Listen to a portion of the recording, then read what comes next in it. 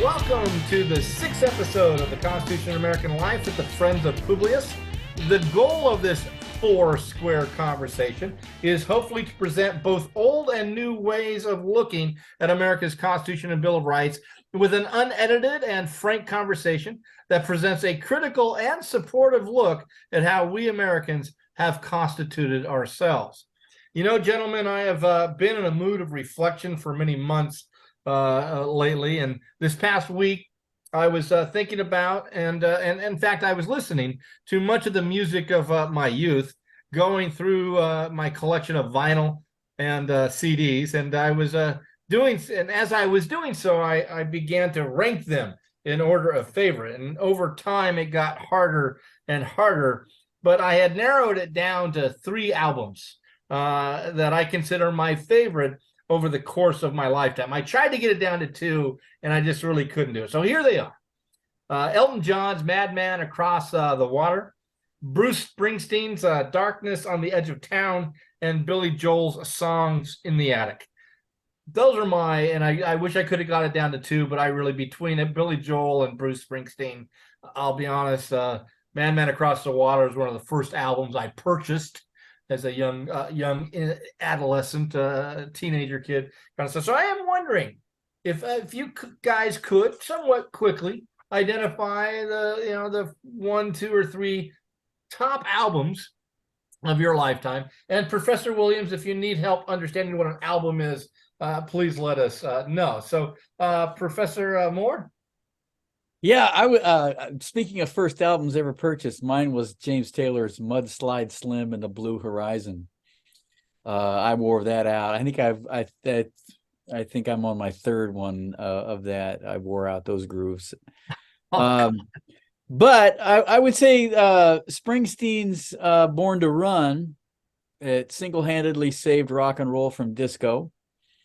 And then I would say Zepp 4, and the Who's next. Okay, there's our four, and James Taylor worn that out.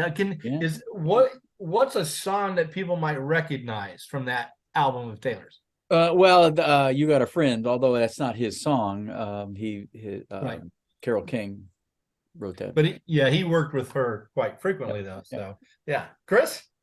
The first album purchased with my own money, probably some classic James Gang. And then also Joe Walsh's first solo, The Smoker You Drink, The Player You Get. Yeah.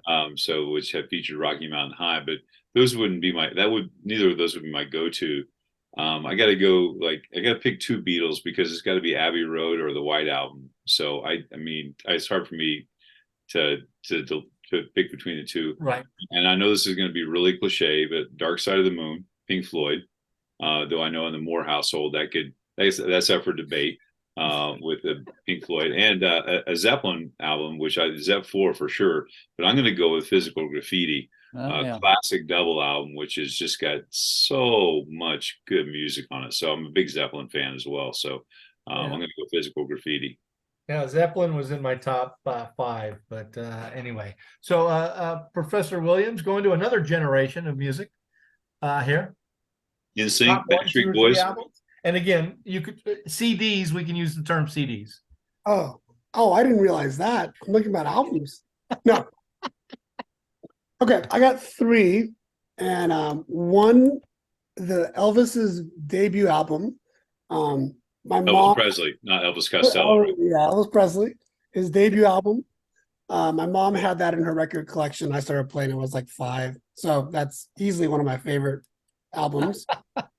For sentimental purposes, the first album I bought with my own money was Journey the Escape, which I think it kind of holds up. It's a good album.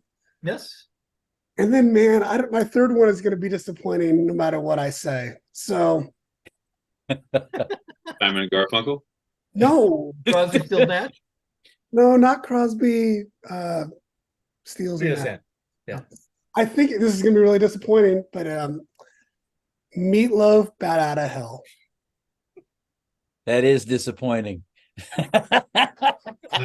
I gotta go, guys. I gotta go. Sorry, I gotta go. It's thematic. Students listen to it. It's thematic. It's like Dark Side of the Moon in terms of it's. No, I don't mean like in terms of its artistry. In terms of telling a story throughout the entire album, it really kind of it works together. Okay, we heard it here, gentlemen. Yeah. Dark Side of the Moon, Meatloaf, Bad Out of Hell. There's a Paradise by the Dashboard Lights. All right, Yeah. good deal. Oh man. Well, he did predict it. He was kind of like Sam Alito there. He said, "This is controversial. I know this is gonna ruffle some feathers, but Meatloaf kind of stuff." Thank you, gentlemen, for sharing. Hope that enjoyed that little journey down in memory lane here. So, in this episode, students and teachers, we are going to be dealing with the First Amendment, education, and federalism, and the current craze of book bans and removals, and the rights of students and teachers on school campuses across America. Every now and then, as we are preparing for a topic, a current issue pops up on my computer, which makes me believe in either divine intervention or just fate. So as I was preparing for this question this morning, the Washington Post had an article on a South Carolina English teacher who was reprimanded and, might I say, dragged through the mud by her local community for teaching a lesson on race and racism using the book Between the World and Me by, and help me out, gentlemen, Ta-Nehisi Coates. Is that how you say it? Ta-Nehisi, yeah. I also came to learn that there have been over 150 teachers since 2021 fired or asked to resign for much of the same reason as this teacher in South Carolina, for violating state or local standards, state law, local standards on curriculum and instruction. So this article really brought the issue into clarity for me, and I am anxious to hear from our colleagues. And so, Professor Kavanaugh, let's start with you if we can. Before we get to the specifics of this question, I was hoping that you could explain in general the role of the federal government, including the Supreme Court, in public schools, given that historically and culturally public schools have been seen to function under state jurisdiction. Well, one aspect, I think we have to jump back to 1979, while I was probably wearing out the grooves on that Zeppelin album, and the creation of the Department of Education under President Carter.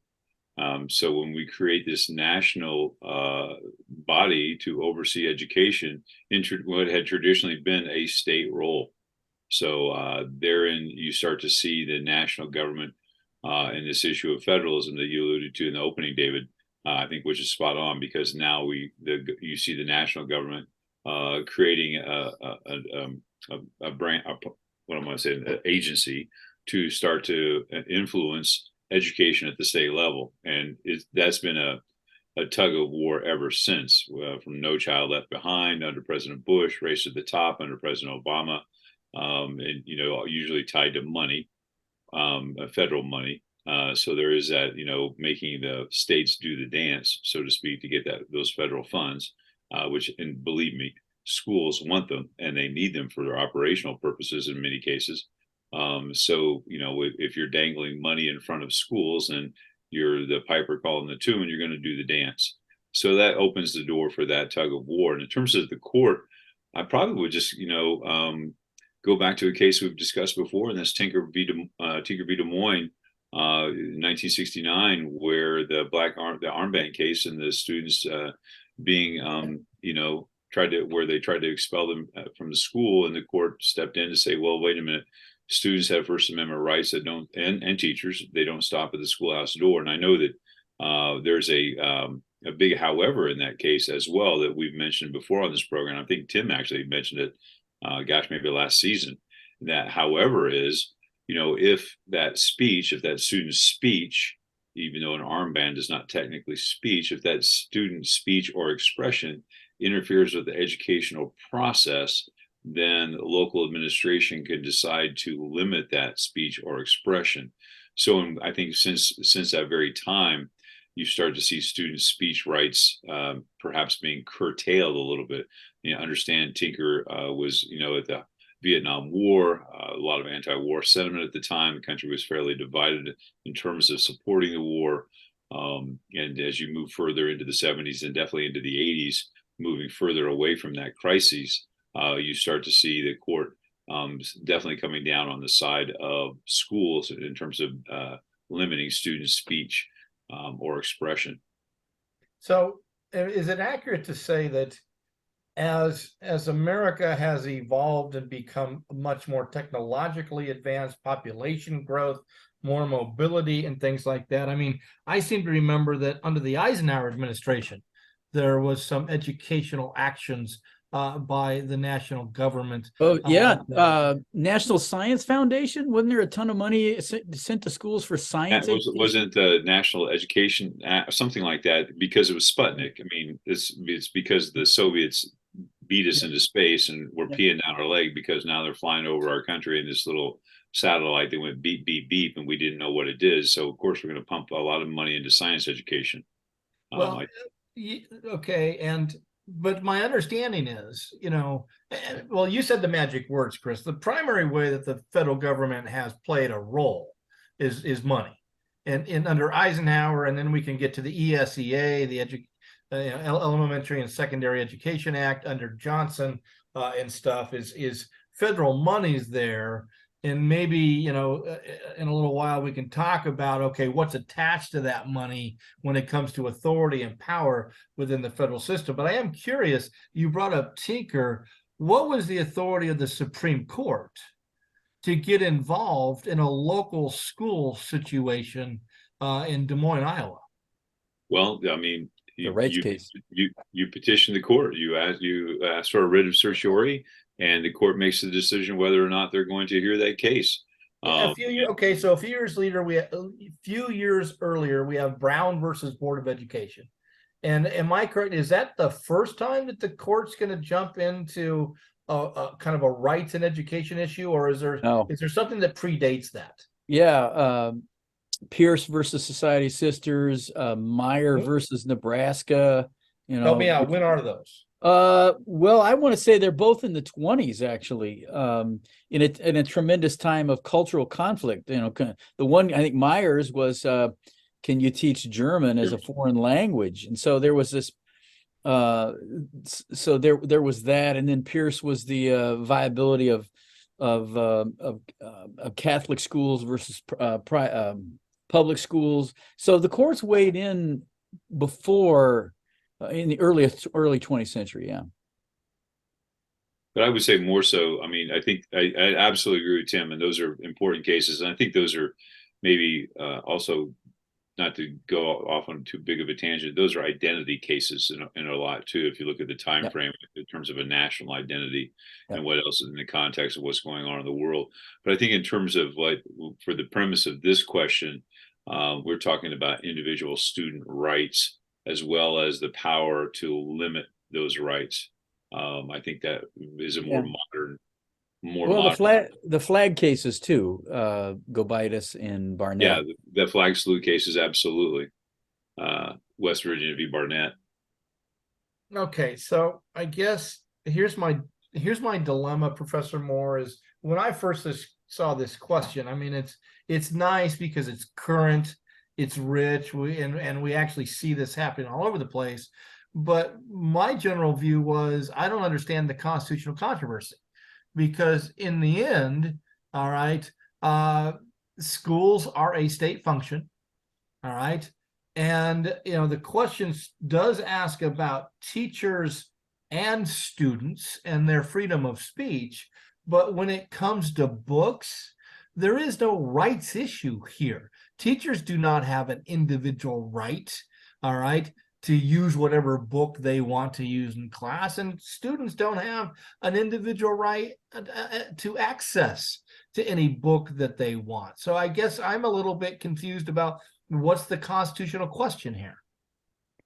Well, I think in a backhand, I actually would agree with you. I don't know what to do about that, frankly, but I think that in a backdoor way, federalism is the constitutional issue, and this issue of federal agencies and money. So I think on its face, I don't see much of a constitutional issue either, other than federalism. But I also think in the last 10 years, I've become much more interested in cultural things that are going on and how they play into the constitutional mix.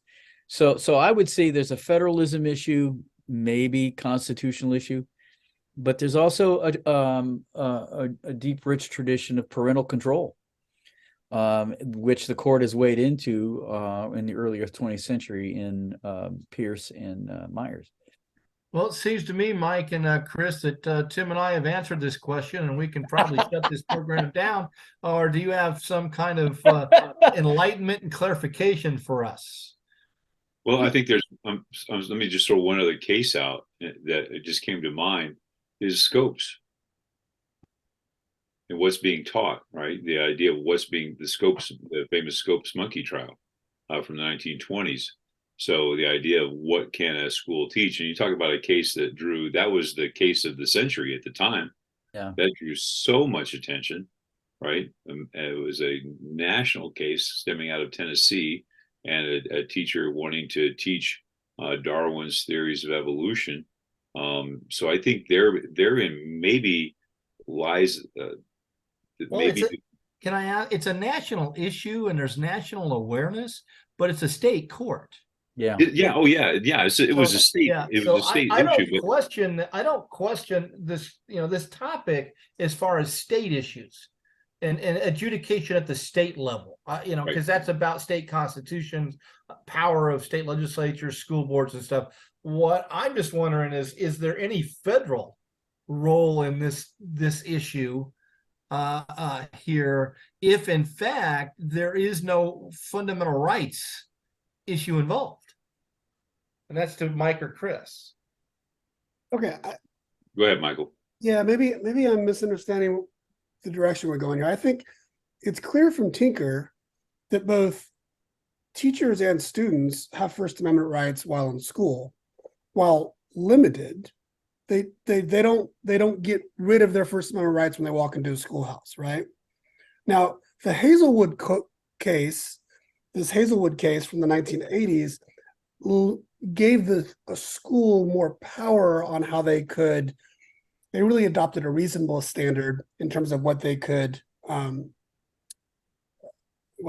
do in terms of student speech. Teacher speech to me is a little more complicated. And there's this Garcetti case that is actually about a district attorney, but Kennedy in that case didn't say, he left it open whether it applied to teachers. Now, the Garcetti case was about what you say while on the job can be regulated by the state if you are a state employee. And what my understanding is what Governor DeSantis is arguing in his brief in Florida is that Garcetti applies to teachers, not only at the K through 12 level, but at the university level. And my understanding of the case law up to now is that this is a bit of an open question. We can talk later about the different standards, whether it's K through 12 or university. I think with students, it's student speech, it's a little clearer than it is in terms of teachers. But maybe I'm missing some law there, or maybe I'm missing some history. Well, the Hazelwood case also deals with student publications, right? Hazelwood v. Kuhlmeyer and prior restraint, and whether or not the administration in a building can limit the publication of student press, which the court said that they could, because they in essence are the publisher, and they are the folks that would actually have to defend perhaps any type of publication that could be taken to court. So, and it is student press. So therein lies part of that issue with Hazelwood v. Kuhlmeyer and that student press, that kind of issue. And you go across the board, and Chris, you already said it. Tinker is celebrated as this great case for student rights. But as you mentioned, I'll call it the poison pill or whatever you want, you scratch below the surface and it still gives authority to the principal or administration. all right, to censor or restrict student expression if it poses a threat, all right, to the classroom environment or to the health and safety of students. Now, they Right. determined that a black patch protesting the Vietnam War didn't do that. But in subsequent cases, the Oh yeah. courts have pretty much consistently sided with administration against so-called students' rights to free speech. So, Mike, I mean, again, when it comes to the schoolyard and it comes to the classroom, I think there might be some civil rights issues. There might be some due process issues, although TLO, kind of undermine that idea that due process rights exist in schools to the same degree they do off of campus. But my general view is at least from the constitutional perspective of the Supreme Court, is that this notion of rights on campus during the school day are extremely limited, both for students and teachers. Am I We've wrong got there, Chris or Tim? we've got one of these playing out in Waukesha right now. We had a teacher last spring who read a book, Rainbow World or something like that, and in an elementary class, and then posted about this on her private Facebook page, and she was fired, and so she's pursuing litigation here in the state of Wisconsin. So I think to your point about teachers' speech rights. Now again, her argument is this was outside the school, outside school time as a teacher.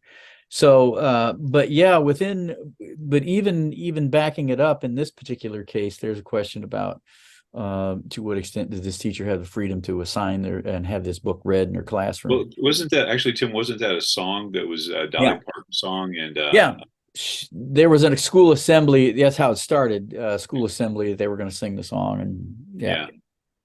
Well, and Miley Cyrus, I think, is involved. And Mike mentioned Garcetti, which wasn't specifically a teacher, all right, but it kind of set a standard. But there is an appellate level case in 2010, which the court refused to take, which seems to me that, they're saying that the appellate decision, it's Evans Marshall versus Tip City School District 2010, and it said that the First Amendment does not extend to in-class curriculum or speech of teachers, unless that speech is directly related to the curriculum approved either by the state legislature or local school board or whatever there. So it seems to me that this question, which asks, to what extent, if any, do these bans, and we got to remember what the question is talking about: books, all right, book bans and censorship in the classroom.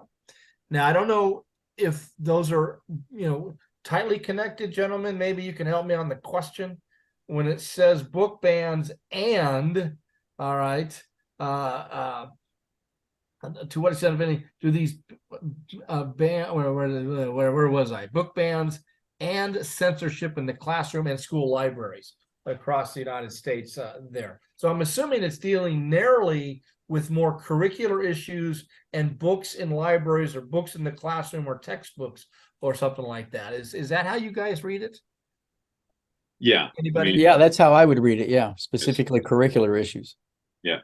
And therein we know, as all of us as teachers or former teachers, that, schools determine curriculum.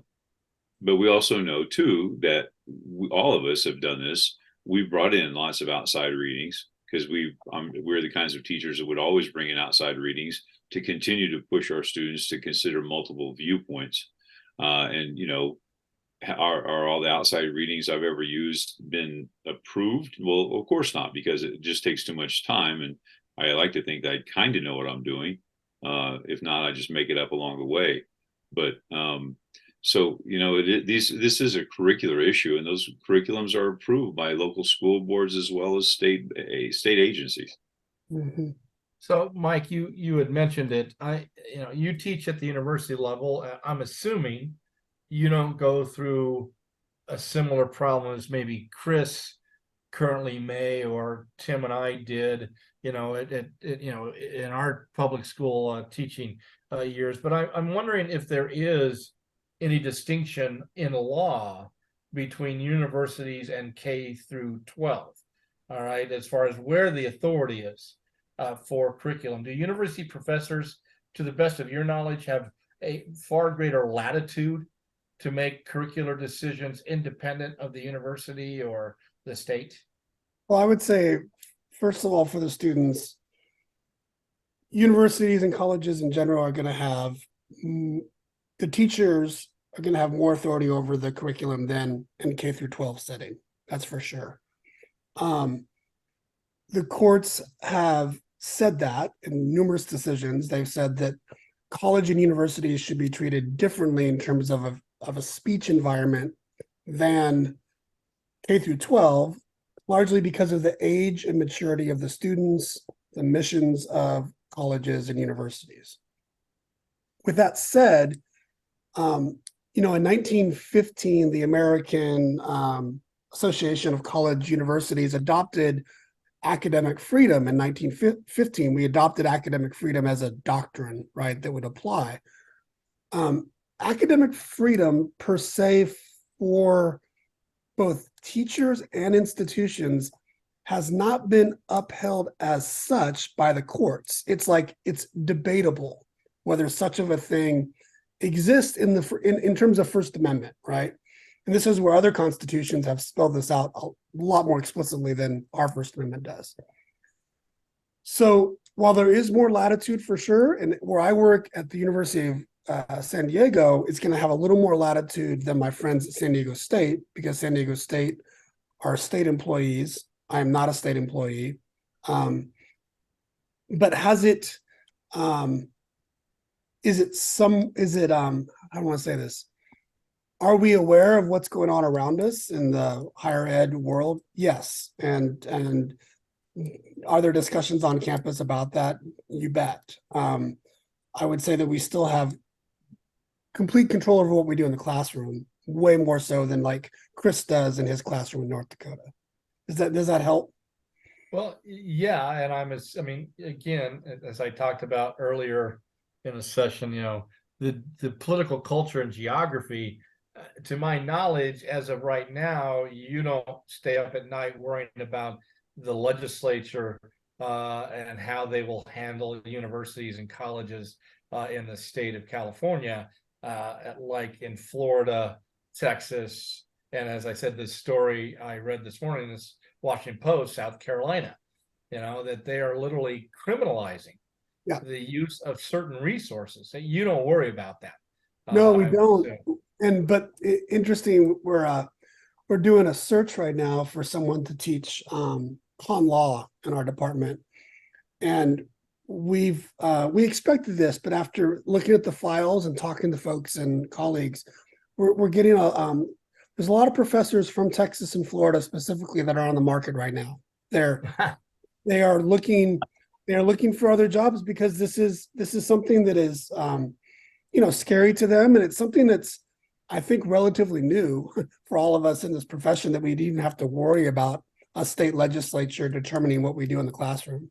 Well, that's probably pretty good for the University of San Diego, because I'm assuming that some of these people are probably really top-notch professors.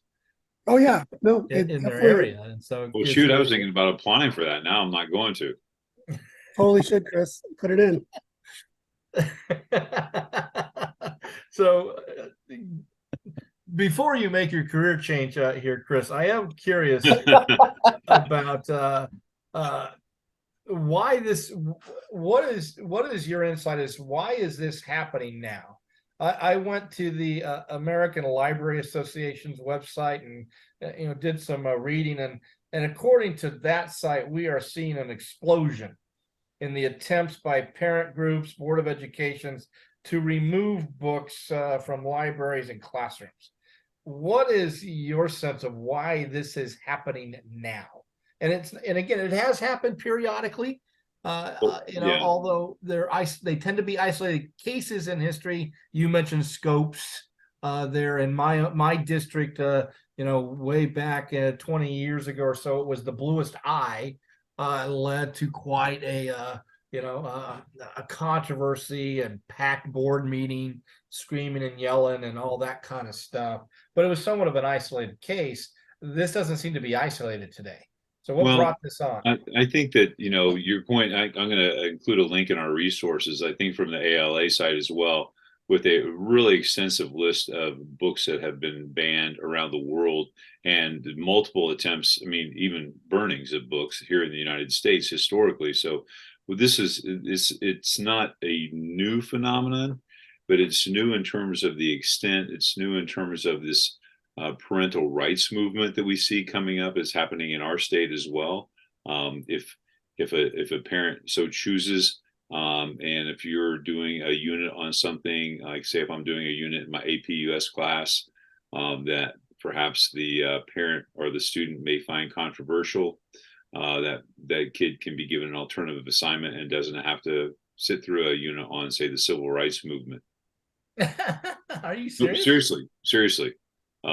So we see this push now, and if you're asking, it's the time in which we live. Well, I understand an optional or a different source, but you're saying they can opt out of the unit? Yeah. What Yeah. stops a kid from opting out of every unit then? Well, actually, not a lot, because now if the parent wants and we have to pay for it, the kid can take almost everything online through some type of just a different thing that according to the law, the way that our state legislature has written the law, we still have to cover the cost of that. But that speaks to the time in which we're in. And back to your question, David, why now? I think that education has become a very popular political football. Is how everything has become politicized, it seems, these days. And starting we always do that Mike and those college professors were elitist, communist, all those kind of terrible things we hear about the college professors, right? But now that same kind of thought, in which I know I'm joking, students that are watching this. I'm not. You're not getting hired. You're not getting hired from UW. No need to apply. But you start to see those same fears, and I think it is fear. I think it's fear fueled by demagoguery that has worked its way now down into the high school level, because some of the language that has come out of our state legislature, and you start to see these blanket statements being made by state lawmakers about my profession in our state. We've been called groomers, we've been called pedophiles, we've been called all these names, and it's like, if I could do that, I would just be happy if my students had their Chromebooks charged. I would just be happy if I could get them to bring a writing utensil to class. And I understand that prohibits, I'm not, I have writing utensils for kids if they need them, but the idea that we have that kind of power, I think it just speaks to the fear that is being fueled by right-wing demagogues, quite honestly. I'd like to add another.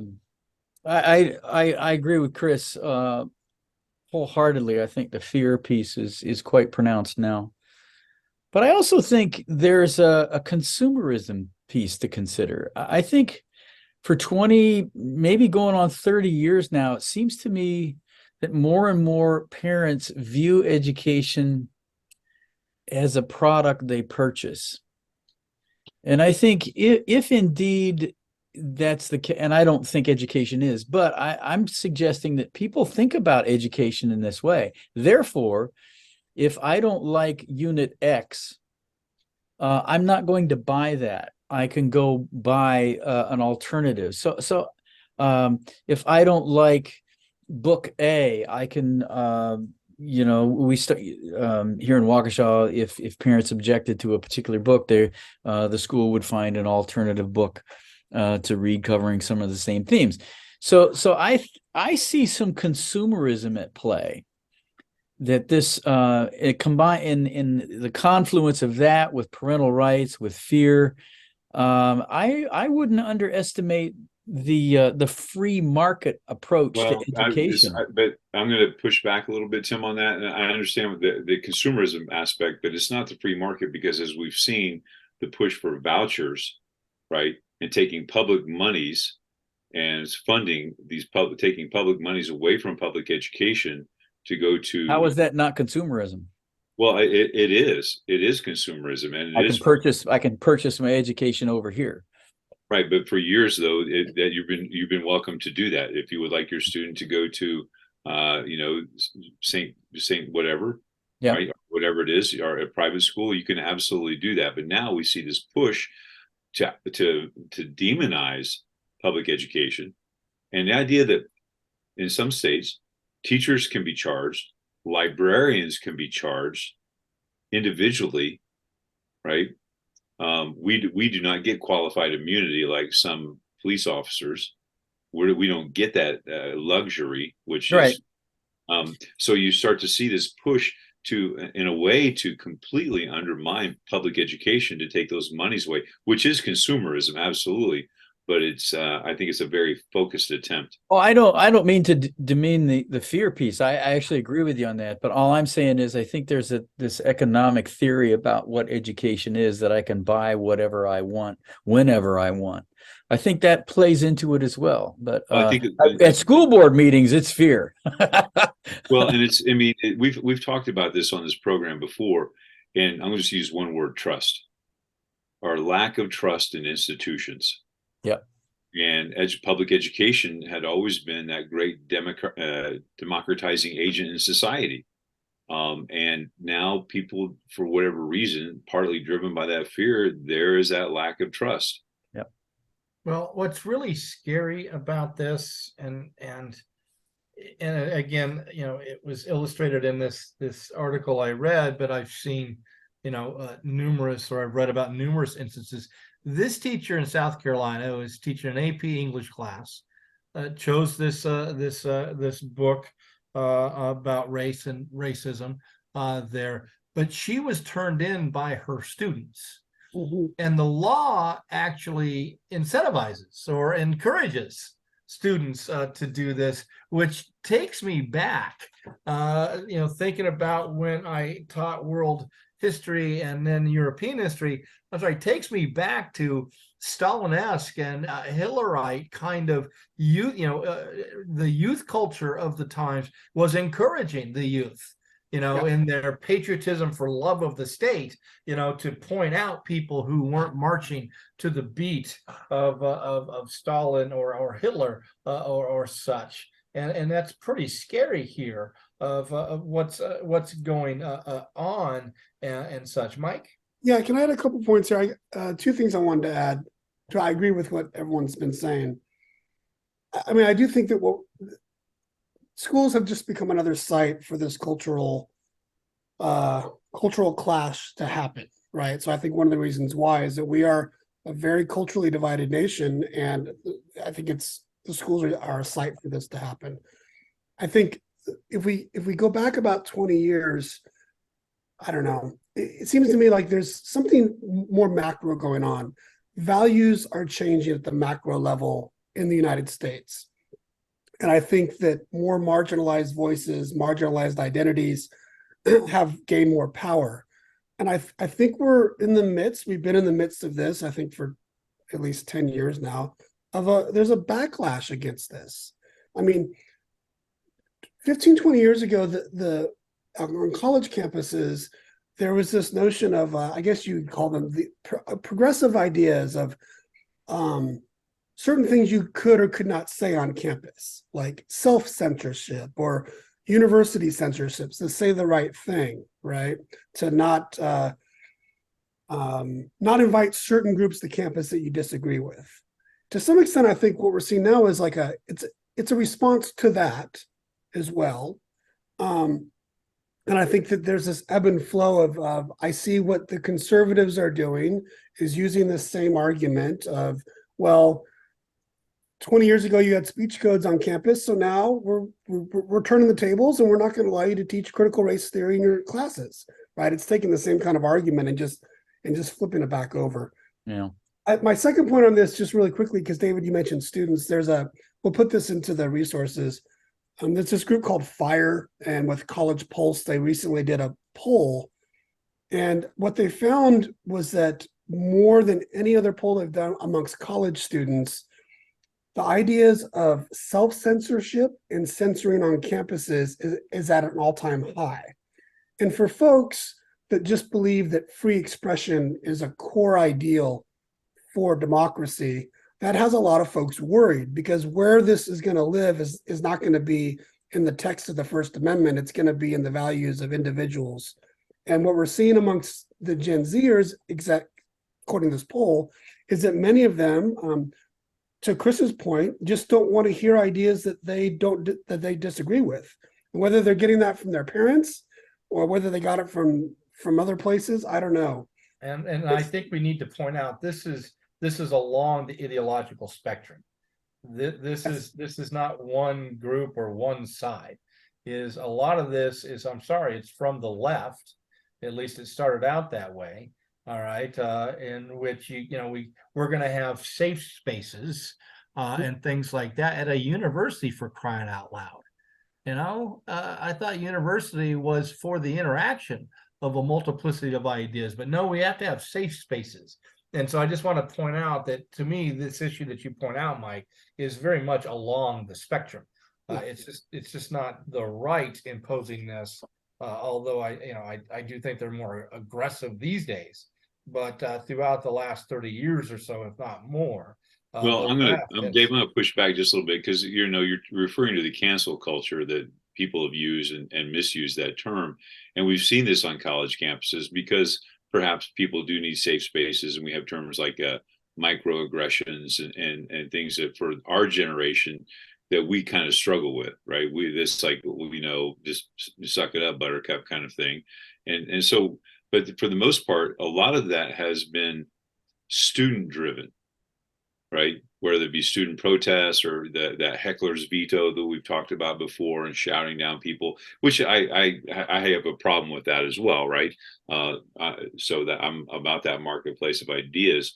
But now I think what we start to see, and from this question, now you start to see governments coming in, government institutions coming in, and limiting access to books and ideas.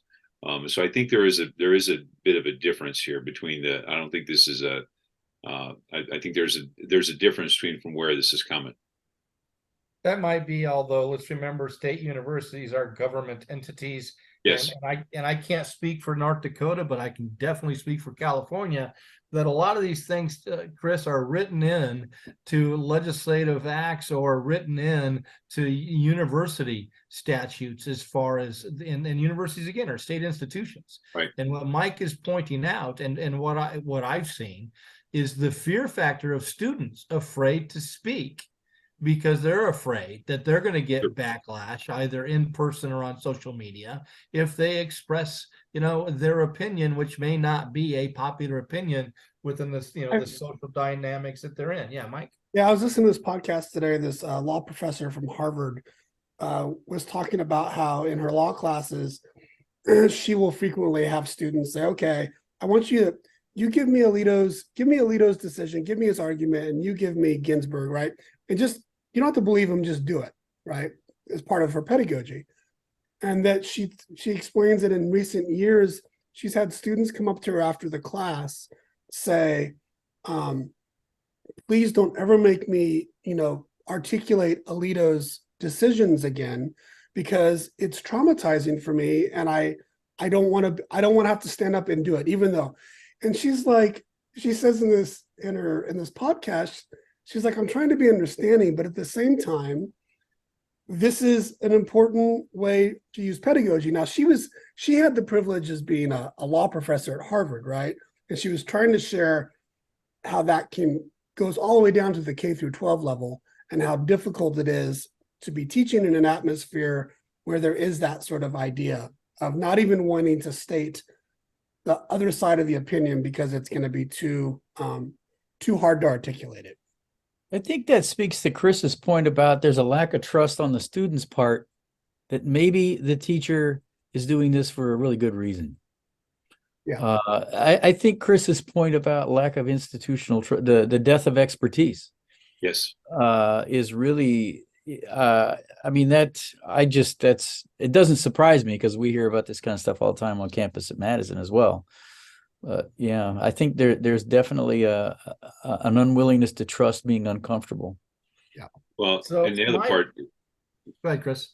well, I mean, this whole this current milieu that we're in and what this question deals with, and David, you already kind of like, is this a constitutional question? Anyway, that's for the students to decide. But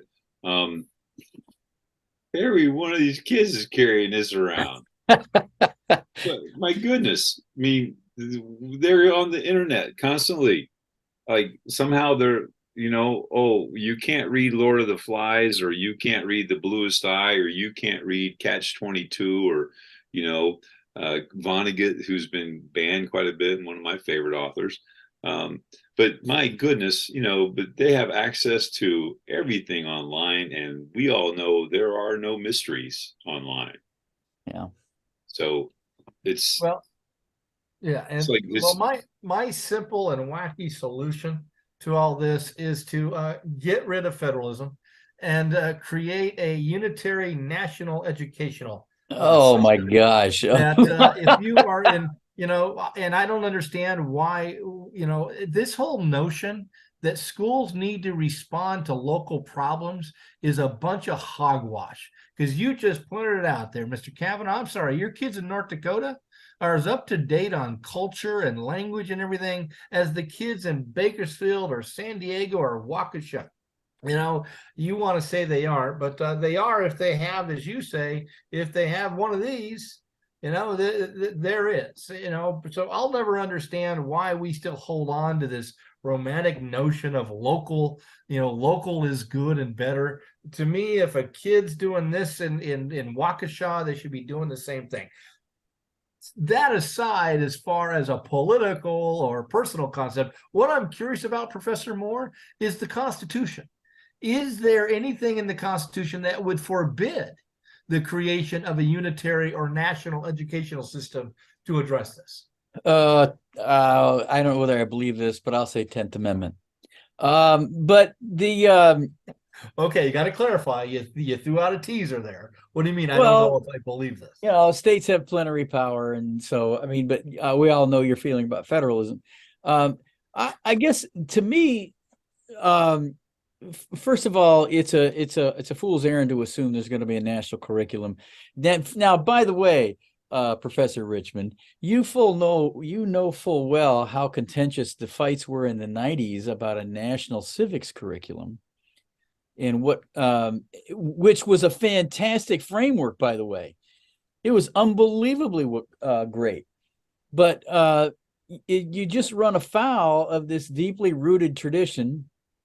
Sorry, of local control. I mean, we've Noah Webster tried this national curriculum through his spellers.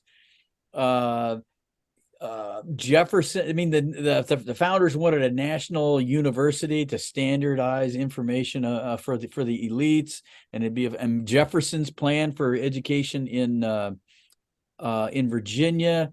Horace Mann created a statewide system that other states wanted to model after. McGuffey's readers. I mean, this goes on and on and on, where people have tried top-down curriculums, so to speak, and they've all in many ways had grand and glorious failures.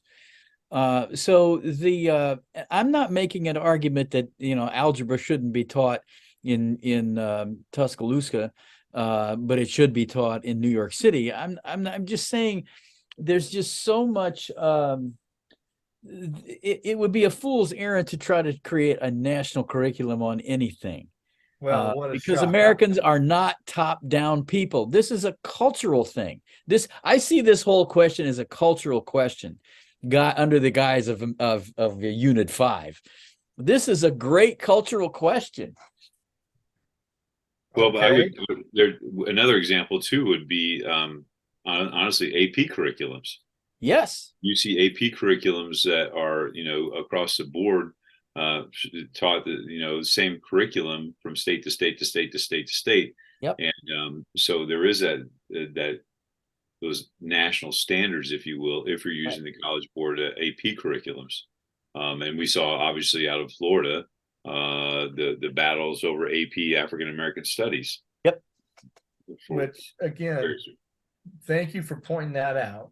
To me, AP proves that we can have a national curriculum, but the more recent events, like in Florida, proved Professor Moore to be correct, that this has become a cultural hot button in which people maybe think they can be elected governor or president by playing this or pushing those. And they distrust national organization. I mean, this is Chris's point, I think.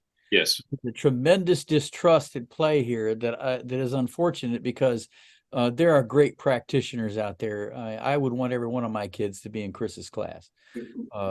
Now, I think he's nuts half the time, but there's still a lot to be learned from Chris Kavanaugh that every kid should experience. Well, I'd like my kids, we could go back, to be in any of your classes, but I don't know if you're willing to go that far, Professor Moore. I wouldn't want you as a parent, though. See, Mike, you were going to say? Well, I mean, it seems to me, I completely agree with Tim on this, and it's kind of like, well, maybe the Federalists won; they got the Constitution, but the Anti-Federalists got the culture. It seems to me. I mean, this is so deeply rooted, and to me, it's both symptom and disease as to why we are going to be prone as a national community, for as long as that exists, to have these disagreements, because storytelling and having a unified national story about yourself that is a little more a little deeper, a little more substantive than ours is, I think it's really important in terms of keeping cultures together. And I just don't think that's just not in our DNA as a community. Yeah. To have that. It's going to be this very, as Tim likes to say, this very kind of thin understanding of a national identity. And I'm just afraid that, not afraid, it's just who we are as a national community. We're going to be having these debates for as long as we exist. Well, and Mike, the idea of having this national narrative, if you will, that is important for all societies to have that type of narrative, to have that type of heritage, to have that type of cultural aspect that's somewhat uniting, and we've kind of talked about this on other shows. But and Mike, you said this earlier, that as marginalized groups who have been marginalized throughout our history have been able to find a voice in society now. And as these new people and new groups are getting seats at the table and expressing themselves through publications of books, right? That upsets some people in the apple cart, right? Same reason, one of the idea of why has there been a struggle to extend voting rights to minorities and to women? Why have there been a struggle to extend rights to all different types of groups? And now when we have this national narrative that has been told for so long about who our identity is, and now all of a sudden we're taking into account more people that have always been here, but now through the publications of books and other curricular materials, they're getting representation. That's starting to scare the bejesus out of people. Yep. Well, Mike, I just want to check in, because I kind of started this whole discussion, 50 minutes ago by stating my confusion of whether this was even a constitutional question. And I just want to check in with you as both a legally and political science trained individual. Do you find any constitutional First Amendment, issues involved in this topic? I mean, seriously, I mean, is this something to be adjudicated in the Supreme Court? I don't think so. I mean, I think if we move the discussion from school grounds to outside school grounds, I think there's some serious and important constitutional questions there. Yeah. But in terms of school grounds, I think we've covered the territory. No, I think it's a good lesson for the students that, there's the Constitution does not apply to every facet of our daily lives, and even something as prized as the First Amendment, it just does not apply to all the places that you may think it should or you'd like it to. So I'm curious, at your university, now I know it's private, but if there were, all right, if there was a movement, a complaint like, I don't know, Moms for Liberty and Rudy Tooty root beer kind of stuff, if they were there to complain about books used in the political science courses, what's the process at your university to deal with that? Is there a or do professors, again, there's a complaint. Does the administration have just carte blanche to say to a professor, you can't use this book any longer? No. It would be, a series of due process proceedings from the chair up to the dean, up to the provost, talking about what you're using and the appropriateness of it. At the end of the day, it's up to the professor to decide what they use in class. Now, that definitely goes for those professors who have tenure, right? But now that half of our professors at USD, and we're not exceptional with this, are not full-time tenured faculty members, half of my colleagues in political science are there on a part-time contract. When they get called into the chair's office or the dean's office, they may not be told to get rid of the book, but they may read through that and do some self-censoring because they want to get that contract again next year or 3 years from there. So, and there's definitely, concerns is the wrong word. We know about students who are recording lectures, posting comments online, maybe not in our classes, but we know that's going around higher ed. And it's definitely something that's on all of our minds, in terms of not getting fired, maybe, but in terms of having that social sort of stigma being attached. Chris, I'm curious. You're the one remaining public school teacher on the panel here. Is there a process? I mean, can your school principal just come and tell you can't use this, or is there some other process to decide? No, they can absolutely come and tell me, one, you've got to let a kid do this topic. We did some controversial some projects, and I wanted to avoid the abortion debate just because I didn't think I just didn't want to deal with it, quite frankly. And a mom called and was upset, and so it was on the table. And then when I had students in their presentation telling people that, well, then I guess then people will need to switch their religions. And I said, well, we can't really advocate that. I can't allow you to tell your classmates that their faith is wrong and therefore you need to switch it. So not only can my boss come in and tell me I can't give this out, I can't use a text, I can't use a reading if one, and all it takes is one. All it takes is one parent. So you have no built-in process Not right you can now. appeal to. It's the arbitrary or whatever. All it takes is all it takes is one upset parent that I maybe perhaps used an article that might be considered controversial. Who knows? And all it would take would be that one phone call, and my boss could come to me and say, "Hey, you can't use this anymore." And you would have no appeal right. No, I mean, I could appeal to our local association, but this is back to your point, David, in terms of a constitutional issue for the students listening.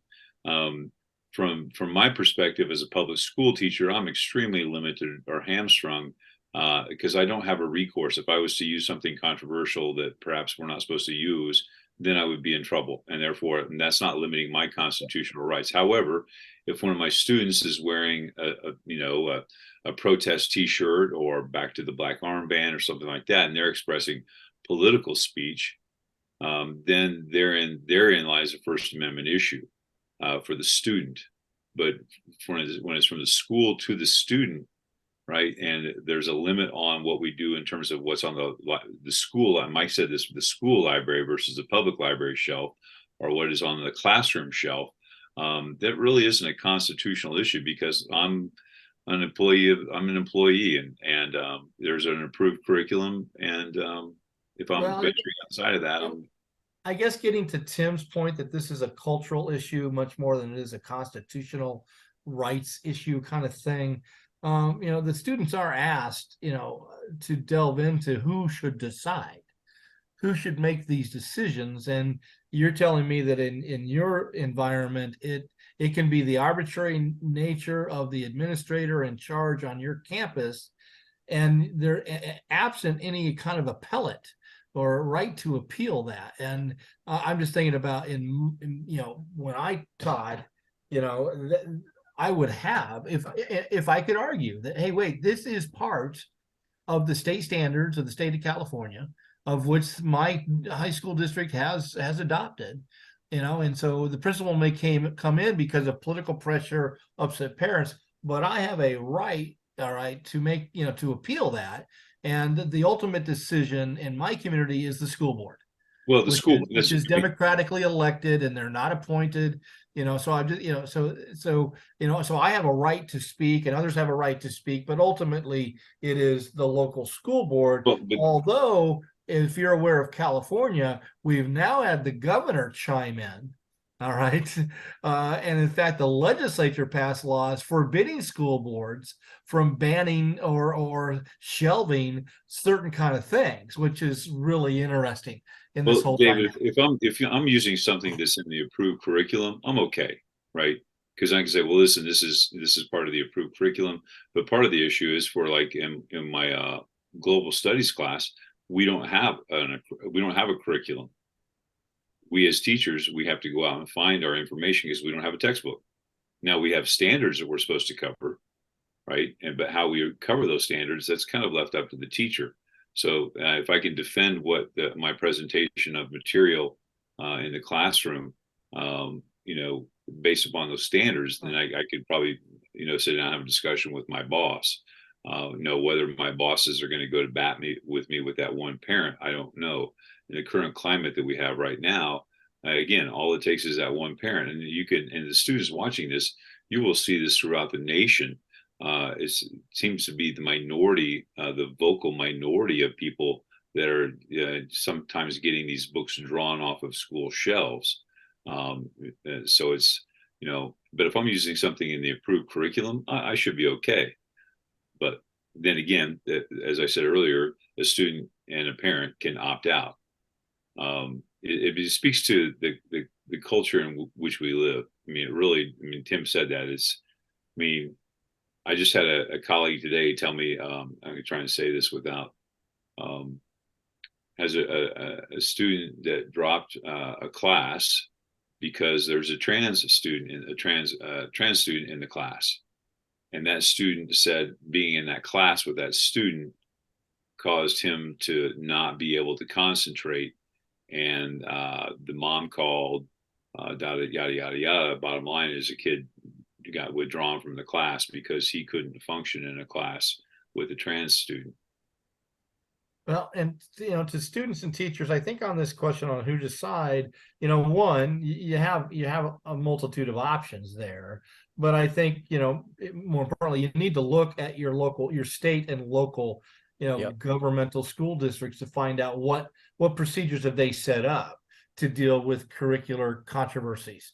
Because Chris, again, it surprised me. One of the books that frequently is targeted is Uncle Tom's Cabin, which to me is right down the pipeline of what I should be doing in a U.S. history class as a resource.